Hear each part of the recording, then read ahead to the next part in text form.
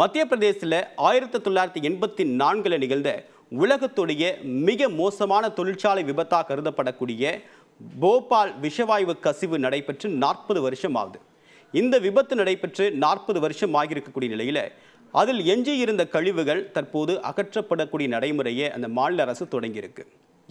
மத்திய பிரதேசம் அரசு அந்த போபால் விஷவாயு நடைபெற்ற இடத்திலிருந்து கிட்டத்தட்ட 337 டன் அளவிலான மெத்தில் ஐசோசைனேட் அப்படின்ற அந்த நச்சு மிகுந்த கழிவுப் பொருட்களை அங்கிருந்து அப்புறப்படுத்தி பிதாம்பூர் அப்படின்ற இடத்துக்கு கொண்டு போகிறாங்க. கிட்டத்தட்ட 12 கண்டெய்னர் லாரிகளில் இந்த நச்சு கழிவுகள் அப்படின்றது கொண்டு செல்லப்பட்டிருக்கு. இதனை 1200 டிகிரி செல்சியஸ் அளவுக்கு கடுமையான வெப்பத்தின் மூலமாக முற்றிலுமாக எரிப்பதற்கு உகந்த சூழலை அங்கே ஏற்படுத்தியிருக்கிறதா மத்திய பிரதேச மாநில மாசு கட்டுப்பாட்டு வாரியம் சொல்லியிருக்காங்க.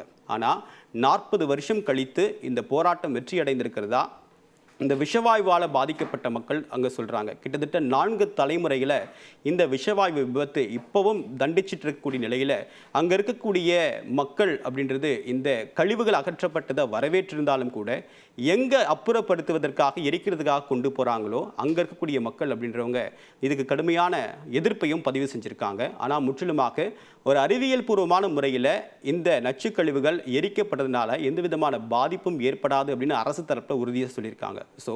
ஒரு தொழிற்சாலை விபத்தின் காரணமாக 4 தலைமுறையே முற்றிலுமாக பாதிப்பு சந்திச்சிருக்கிறதும் அந்த கழிவுகளை அகற்றுவதற்கு மிகப்பெரிய போராட்டத்தை அரசு சந்திக்கிறதும் அப்படின்றது முக்கியத்துவம் வாய்ந்தா பார்க்கப்படுது.